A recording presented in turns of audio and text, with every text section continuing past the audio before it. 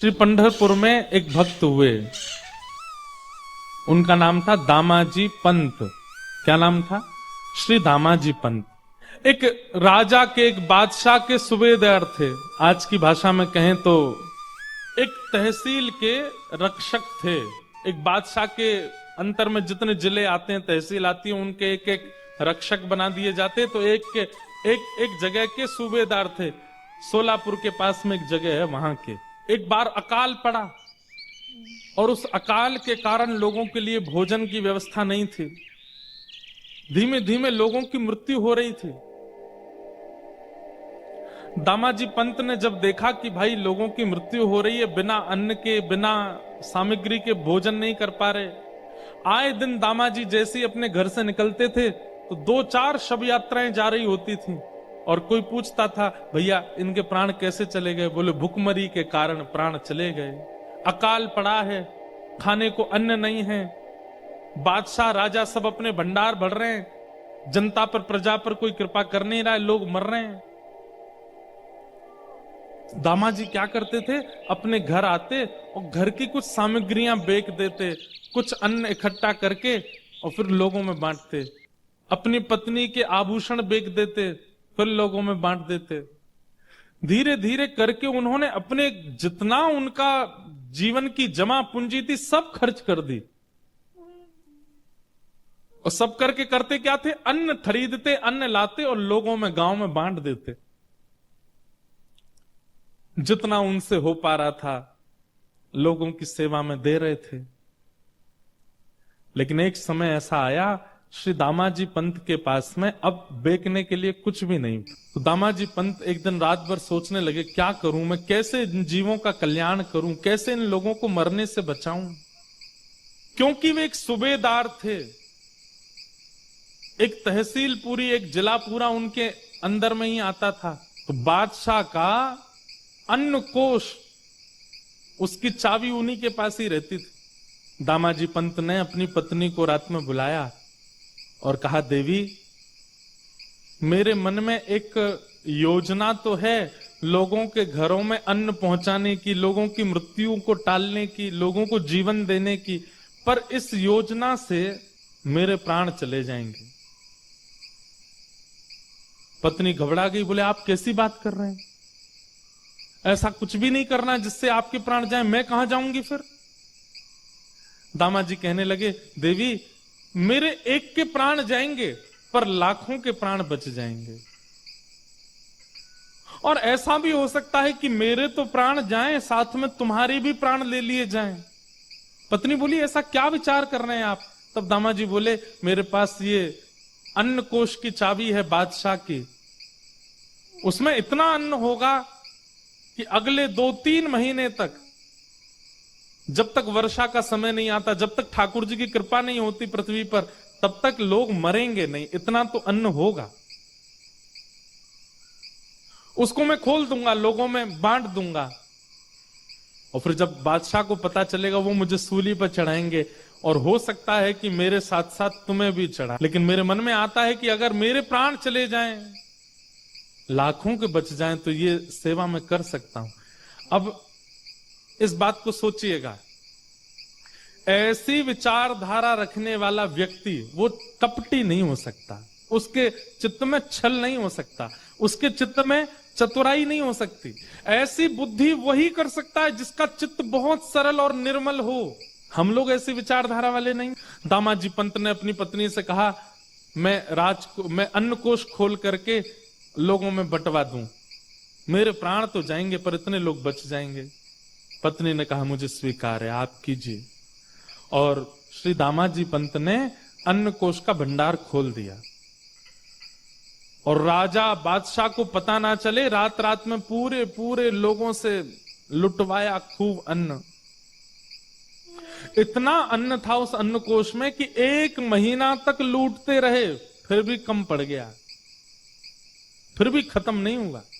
लोगों के घरों में अन्न चला गया, लोग रोटी सब्जी बना के पाने लगे, भुखमरी बंद होने लगी, लोगों के प्राण जाने बंद हो गए। लेकिन ये खबर जैसी बादशाह को पता चली कि उनसे बिना पूछे दामा पंत ने अन्न कोष खोल दिया। बादशाह ने आज्ञा कर दी, तुरंत बंदी बनाओ। और दामा पंत को पकड़ करके बंदी बना करके सूली पर चढ़ा दो। मुझसे बिना आज्ञा लिए इसने ये किया कैसे? राजा के जो सेना थी वो सेना गई घोड़ों पर बैठ करके। दामा जी को पता था कि एक दिन तो ये होना है।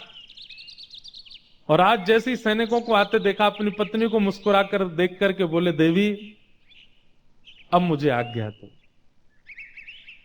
अब मुझे जाना होगा। देखो ये सब आ रहे हैं, ये मुझे ले जाने ही आ रहे हैं और मुझे सूली पर चढ़ाएंगे। तुम ध्यान रखना अपना, और अपनी भक्ति तो करना ही, साथ ही मेरा स्मरण करके मेरा भजन की जो क्रिया है उसको भी तुम करती रहना। पत्नी बहुत रोई, दामा जी को बंदी बना लिया और बंदी बना करके सेना जो थी ले जाने लगी। चलो राजा की आज्ञा है, तुम्हें सूली पर चढ़ाना है। हाथों में हथकड़ी, पैरों में बेड़ियां बांध करके ले जा रहे थे दामा जी को। थोड़ी दूर पर पंढरपुर आया और पंढरपुर आते ही नेत्र सजल हो गए श्री दामा जी के। और जो सेनापति था उससे कहा, एक अंतिम इच्छा मेरी पूरी कर देंगे आप? बोले क्या? ये मेरे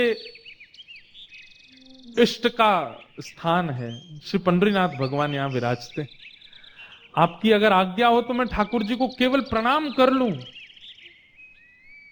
प्रणाम करके मुझे बस उनका दर्शन करना है। ठाकुर जी के सन्मुख दामा जी को ले गए। दामा जी ने सजल नेत्रों से कहा, हे विठल, हे विठोबा, मैंने अपने लिए कुछ नहीं किया, केवल आपको भजने वाले वैष्णव, आपके जन, ये संसार के लोग ये केवल खा सकें, इनके अकाल मृत्यु से, अकाल कारण से मृत्यु ना हो, बस इसलिए मैंने वो अन्न कोष खोल दिया। किया मैंने गलत है, ये अपराध मैंने किया कि एक बादशाह का अन्नकोश, एक राजा का अन्नकोश उससे बिना पूछे मैंने खोल दिया। लेकिन मैं अगर उनसे पूछने जाता तो वो कहीं ना कहीं चाबियां भी मुझसे अपने पास रख लेते और फिर मैं जीवन में कभी मानव सेवा नहीं कर पाता, लोगों को अन्न नहीं दिलवा पाता। इसलिए मैंने उनसे पूछना उचित नहीं समझा। बिना पूछे ये क्रिया मैंने की, जो कि है तो अपराध। लेकिन भगवान, इस अपराध से क्रुद्ध होकर के, नाराज होकर के आप चाहे जो मुझे दंड दीजिएगा, पर नाथ अपने से दूर मत कीजिएगा। पंढरीनाथ भगवान से प्रार्थना कर रहे हैं, नेत्र सजल हैं। प्रबल प्रेम के पाले पड़कर हरि को नियम बदलते देखा, अपना मान टले टल जाए, पर भक्त का मान न टलते देखा। मेरा भक्त रो रहा है, मेरा प्रिय रो रहा है सामने बैठकर के, ठाकुर जी कैसे सहन कर पाते। इतने में ही श्री पंढरीनाथ भगवान एक नन्हे से कुमार बालक का रूप धारण किया। सुंदर कटाक्ष नेत्र हैं, सुंदर नासिका है, सुंदर अधर, सुंदर कान, सुंदर हाथ, सुंदर पैर, सुंदर छोटी सी पोशाक पहनी और महाराज तैयार होकर के बिल्कुल नटखट से एक नन्हे से कुमार बालक, मतलब लगभग आयु होगी 10-12 वर्ष की, और चाल ऐसी, ढाल ऐसी कि जो देखता है वही न्योछावर हो जा रहा है। एक बालक का रूप धारण करके बादशाह की सभा में पहुंच गए ठाकुर जी। द्वारपालों ने रोका, कौन हो?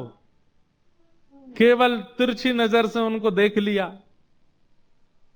नजर से देख करके जो रोकने वाले थे द्वारपाल, वो तो भूल गए इनको पूछना है, करना है, कुछ कहना है। ठाकुर जी बोले, अब बताऊं मैं कौन हूं? द्वारपाल बोले, नहीं नहीं, तुम जो भी हो बस हमारे नेत्रों के आगे ही रहना, दिखते रहो, बहुत अच्छे हो, जाओ भीतर जाओ। इतना सुंदर वेश धारण करके ठाकुर जी जैसे ही पहुंचे राजा की सभा में, बादशाह की सभा में, बादशाह ने पहले तो चाल देखी, चाल देख करके आनंदित हो गया। जबकि स्वभाव ऐसा है कि पहले कितनी दोहरियां हैं, सब पर रोक दिया जाता है लोगों को, लेकिन चाल ढाल रूप इतना सुंदर कि सब रोकना भूल गए उनको। बादशाह भी कहना तो चाह रहा है, सेनापति मंत्री जाके देखो ये कौन है, लेकिन शब्द ही नहीं निकल रहा मुख से। बस मन हो रहा है ये थोड़ा और समीप आए, थोड़ा और समीप आए, थोड़ा और पास आ जाए, थोड़ा और पास आ जाए। ठाकुर जी आके सामने खड़े हो। बादशाह ने पूछा, तुम्हारा परिचय कौन हो? बोले, मेरे नाम तो अनेक हैं, पर प्यार से सब लोग मुझे विठू विठू बुलाते हैं। क्या नाम है तुम्हारा? बोले, विठोबा।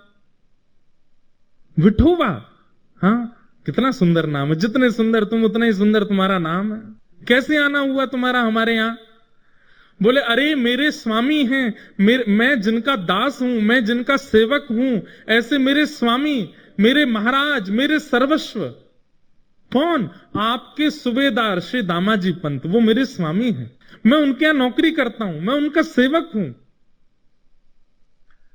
उनका बहुत सारा धन मेरे पास पड़ा था।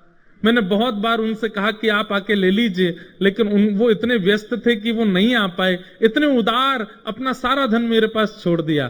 पर आज मुझे पता चला कि उनके धन, आपकी किसी सामग्री का उन्होंने प्रयोग किया जिसका धन वो चुका नहीं पाए, आप उनको सूली पे चढ़ा रहे हो। तो मैंने सोचा कि उनका जो बकाया धन है जो मुझ पर है, वो मैं आपको दे देता हूं ताकि उनकी मृत्यु टल जाए। बादशाह बोला, बातें तो तुम बहुत अच्छी कर रहे हो, तुम्हारा स्वर भी बहुत मीठा है, देखने में भी बहुत सुंदर हो, लेकिन भैया तुम्हारे जो स्वामी हैं उन्होंने इतना अन्न लिया है कि उसको दामाजी पंत क्या, किसी देश का कोई बहुत बड़ा सेठ भी चाहे तो नहीं भरपाई कर पाएगा। इतना अन्न प्रयोग में लिया उन्होंने, कहां से दोगे इतना धन? बोले, आप ले लीजिए, कम पड़े तो बताइएगा। कहां है, लेके आयो? को बैलगाड़ियों में लायो? किस? बोले, नहीं, ये रखी पोटली। बादशाह जोर से ऐसा बोले, इस पोटली में लाए? बोले, हाँ। चलो निकालो, कितना है हम भी देखें। सब लोग हंसने लगे। ठाकुर जी ने पोटली खोली और जैसे ही उल्टी करी, निकलता ही गया, निकलता ही गया, निकलते ही गया, निकलते ही गया। सोने का एक मानो जैसे मेरू पर्वत जैसा खड़ा हो गया राजा के सामने। बादशाह तो आज पहले तो रूप पे मोहित हो गया, फिर वाणी पर मोहित हो गया, चाल ढाल पर मोहित हो गया, फिर ये चमत्कार देख करके वो तो बिल्कुल मानो जैसे न्योछावरी हो गया। भैया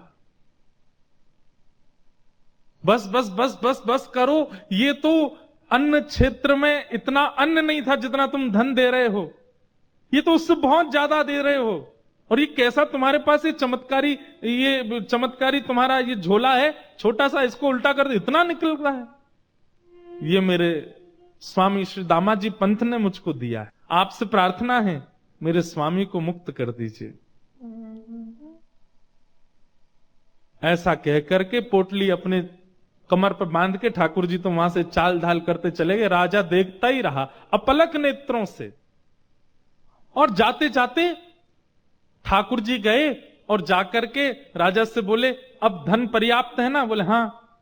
अब एक पत्र में लिख दीजिए कि आपने दामाजी पंत ने आपके समस्त अन्य क्षेत्र का धन आपको चुका दिया और आप उनकी मृत्यु जो दंड आप दे रहे हैं उसको आप टालते हैं, अपना हस्ताक्षर करके मोहर लगा दीजिए। और एक पत्र पर सब लिखवा करके मोहर लगा के हस्ताक्षर करवा के ठाकुर जी तो चले गए। बादशाह देखता ही रह गया।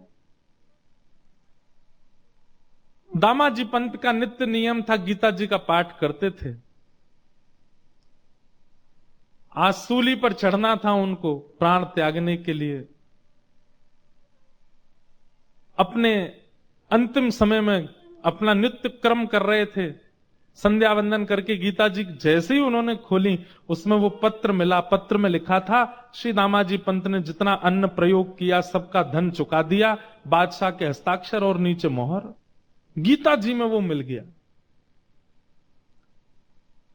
दामाजी पंत देख करके आश्चर्यचकित हो गए और यहां सब लोग उनको उठाने के लिए, अब ये पत्र किसको दिखाएं, कौन मानेगा?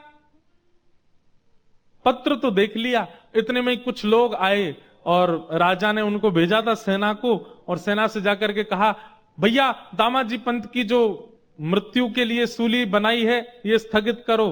क्यों? बोले, इन्होंने सारा धन चुका दिया है और इनका सेवक गया था महाराजा के यहाँ, बादशाह के यहाँ जाकर के उसने धन चुका दिया, इनकी अब मृत्यु टल। दामाजी पंत समझ गए, बोले कि ये कोई और नहीं कर सकता। इतना धन कौन देगा अन्न के लिए? आज के युग में कोई और देश का बादशाह भी चाहे तो इतना धन नहीं दे सकता। ये तो मेरे श्री पंडरीनाथ की कृपा है। मृत्यु टल गई। आप दौड़े पंडरीनाथ भगवान का दर्शन करने के लिए। यहां पीछे बादशाह, वो जब से ठाकुर जी दिखे उसको बावड़ा हो गया था, उसको कुछ सुहा ही नहीं रहा था। वो बोला वो तो मिल नहीं रहा, जो आया था कम से कम दामाजी के पास ले जाओ, वो अपने सेवक से मुझे मिलवा दें। बादशाह को लेकर के दामाजी पंत के पास गए। दामाजी पंत बैठे थे पंडरीनाथ भगवान के मंदिर के बाहर, और बादशाह ने जाकर के उनको पहले प्रणाम किया। दामाजी पंत बोले, अरे बादशाह आप इस प्रकार प्रणाम मत कीजिए, आप इसके हम इसके अधिकारी। बोले नहीं नहीं भैया, आप इसके अधिकारी हो, सब बातें बाद में होंगी, जो कहना सुनना सब बाद में होगा। तुम्हारा एक सेवक आया था जो सारा धन दे करके गया, उसका नाम विठोबा था। वो सेवक तुम्हारा कहां है? हम तुमसे जीवन में कभी कुछ नहीं मांगेंगे, और भैया तुमको सूबेदार नहीं, हम तुमको अपना मंत्री बना देंगे, बस अपना वो सेवक हमको दे दो। दामाजी पंत बोले, मेरा कोई सेवक नहीं है स्वामी, मैं सबका सेवक हूं, मेरा सेवक कौन है? अरे बोले, वो उसकी चाल बड़ी मधुर थी, बोलता था तो ऐसा लगता था मानो मिस्री निकल रही है। बोलता वो था, मुंह में पानी हमारे आता था। ऐसा पहली बार देखा कि किसी की वाणी सुन के मुंह में पानी आता हो, किसी का दर्शन करके रोम रोम पुलकित होता हो, किसी को देख करके आंखें झपकना भूल जाती हूं। मुझे रात भर नींद नहीं आती है, मुझे वही दिखता है। मैं तुमसे हाथ जोड़ के प्रार्थना करता हूं, हम धन कोष तुमको दे देंगे, अन्न कोष तुमको दे देंगे, अपना वो सेवक हमको दे दो। बादशाह का हाथ पकड़ करके दामाजी पंत सिड्डियों पर लेकर के गए और कहा, नेत्र उठा करके देखो, कहीं ये तो नहीं थे? सामने श्री पंडरीनाथ भगवान खड़े थे। जैसे ही बादशाह ने दृष्टि उठा करके देखा तो बाकी सबको तो वो पंडरीनाथ जी के रूप में दिख रहे थे, पर बादशाह के आगे वो साक्षात जो विठोबा आया था वैसे ही प्रकट हो गए, और प्रकट होकर के वैसे ही नैन मटकाने लगे, वैसे ही मुस्काने लगे, वैसे ही अपने अंगों को हिलाने लगे। बादशाह देख करके उनका मुरीद हो गया, हृदय से लगा लिया। दामाजी पंत ने बोले, भाग्यशाली हो भैया तुमने कोई जप नहीं किया, तप नहीं किया, कोई पुण्य नहीं किया, तुमने साक्षात हमारे परमात्मा का दर्शन कर लिया। तुम्हारे यहां जो विठोबा आए थे यही है, यही पंडरीनाथ ही आए थे। दामाजी पंत ने तो सब छोड़ करके पंढरपुर वास कर लिया। उस बादशाह ने भी नियम बना लिया, हर महीने की एकादशी पर पंढरपुर जाना और श्री पंडरीनाथ जी का दर्शन करना, विठोबा विठोबा कहकर के रोना और नित्य प्रार्थना करना। एक बार वैसी चाल, वैसी ढाल, वैसा रूप दिखा दीजिए ठाकुर।